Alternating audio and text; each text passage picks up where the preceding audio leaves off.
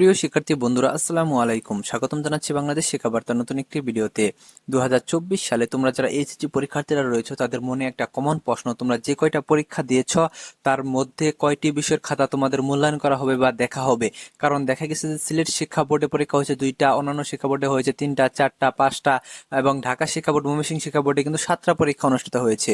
এখন যেহেতু শিক্ষার্থীরা এটার বিষয়ে স্মারকলিপি দিয়েছে যে তোমাদের সকলকে যেন সমানভাবে দেখা হয়, সেহেতু শিক্ষা মন্ত্রণালয় কি সিদ্ধান্ত নিতে যাচ্ছে সেই বিষয়টি আজকে তোমাদের মাঝে পূর্ণাঙ্গভাবে তুলে ধরবো। এবং ইতিমধ্যে তোমরা জেনে গেছো যে তোমাদের শিক্ষা মন্ত্রণালয় কিন্তু শিক্ষা বোর্ডদের জানিয়ে দিয়েছেন আগামী 18 তারিখে সকল শিক্ষা বোর্ডের কর্মকর্তাদের নিয়ে শিক্ষা মন্ত্রণালয় একটা মিটিং করবেন, সেখানে তোমাদের রেজাল্টের ব্যাপারে চূড়ান্ত ফয়সালা হবে। এখন পর্যন্ত তোমরা যতগুলো নিউজ পেয়েছ, যতগুলো তথ্য পেয়েছ, সেগুলা শুধু প্রস্তাবনা, সেগুলা কিন্তু সঠিক নিউজ নয়। কারণ অনেকগুলো প্রস্তাবনা হয়েছে, সেখান থেকে একটা প্রস্তাবনাকে কিন্তু শিক্ষা মন্ত্রণালয় স্বীকৃতি দিয়ে তারপর তোমাদের রেজাল্টটা কিন্তু তৈরি করবে এবং প্রকাশ করবে।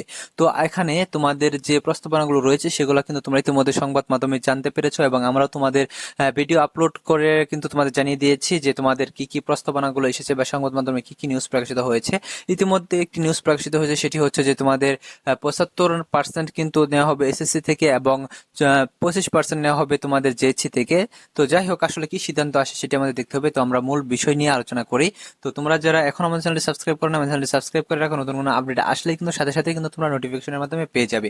আর তোমাদের বন্ধুদের মাঝে আমাদের ভিডিওটি শেয়ার করে দাও। পাশাপাশি তোমাদের ছোট যারা রয়েছে সামনে এসএসসি এবং এইচডি পরীক্ষার্থী, তাদেরকেও বলে রাখো যাতে আমাদের চ্যানেলটি সাবস্ক্রাইব করে রাখে।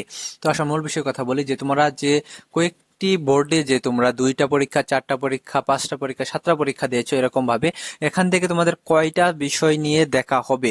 তো যেহেতু ইতিমধ্যে দেখা গেছে যে সারা বাংলাদেশের শিক্ষার্থীরা সকল বোর্ডে কিন্তু স্মারকলিপি দিয়েছে যে সারা বাংলাদেশে যেহেতু পরীক্ষা সমান সংখ্যক পরীক্ষা হয় নাই, সেহেতু সকলকে সমান চোখে দেখতে হবে, সকলের রেজাল্টটা বিবেচনা করতে হবে। কারণ দেখা যাবে যে তোমাদের সিলেট বোর্ডে যদি তোমরা 2টা পরীক্ষা দিয়ে থাকো, তাহলে ঢাকা বোর্ডে 7টা পরীক্ষা দেওয়া হয়েছে, মাঝখানে তোমাদের ডিফারেন্স থাকলো 5টা সাবজেক্ট। এই 5টা সাবজেক্টে কিন্তু সিলেট বোর্ডের সকল শিক্ষার্থীরা কিন্তু অল সাবজেক্টে পাস করবে, পাশাপাশি একটা ভালো রেজাল্ট করবে। কারণ যেহেতু তাদের এসএসসি জিএসসি থেকে সাবজেক্ট ম্যাপিং করা হবে। কিন্তু এই 5টা বিষয়ে আবার ঢাকা শিক্ষা বোর্ড, ময়মনসিংহ শিক্ষা বোর্ড সহ কয়েকটা শিক্ষা বোর্ডে দেখা যাবে তারা পরীক্ষা দিয়েছে। এখান থেকে দেখা যাবে যে 50%-এর মতো শিক্ষার্থীরা ফেলও করতে পারে, এবং দেখা যাবে যে 20% শিক্ষার্থীদের রেজাল্ট খারাপ হবে। কারণ এই আন্দোলনের মুখে যেহেতু পরীক্ষা অনুষ্ঠিত হয়েছে, সেহেতু পরীক্ষা প্রিপারেশনটা কিন্তু অনেক খারাপ ছিল শিক্ষার্থীদের।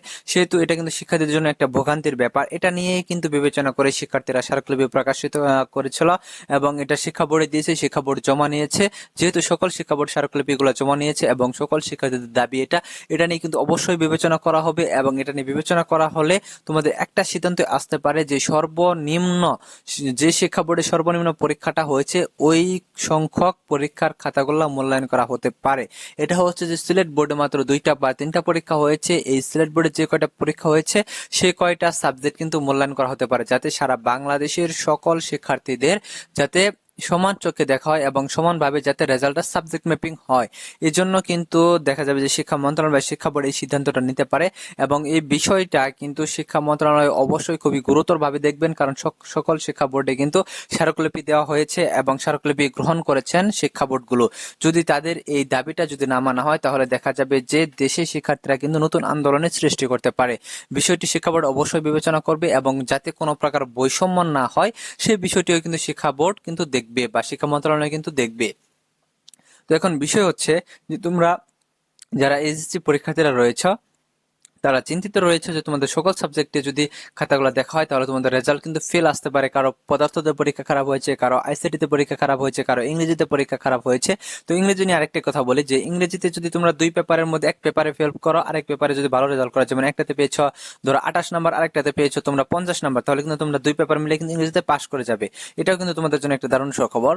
তো যাই হোক, এটা কিন্তু প্রত্যেক বছরই হয়ে থাকে, তোমরা হয়তো বা অনেকেই জানো না, তোমাদের জানিয়ে দিলাম বিষয়টা। এখন বিষয় হচ্ছে সামনে যত নতুন আপডেট চলে আসবে, নতুন আপডেট আসার সাথে সাথে কিন্তু আমরা আমাদের চ্যানেলে আপলোড করে দিব। তো তখনই তোমরা সাথে সাথে নোটিফিকেশনের মাধ্যমে পেয়ে যাবে, যদি তোমরা চ্যানেলটি সাবস্ক্রাইব করে নোটিফিকেশন পাশে থাকা বেল আইকনটি বাজিয়ে দিয়ে রাখো। তো তোমরা যারা এখন আমাদের চ্যানেলটি সাবস্ক্রাইব করো না, আমাদের চ্যানেলটি সাবস্ক্রাইব করে পাশে থাকা বেল আইকনটি বাজিয়ে দাও, যাতে আমরা নতুন কোনো আপডেট দিলেই তোমরা সাথে সাথে সেটাই পেয়ে যাও। ধন্যবাদ সকলকে পুরো ভিডিওটি দেখার জন্য।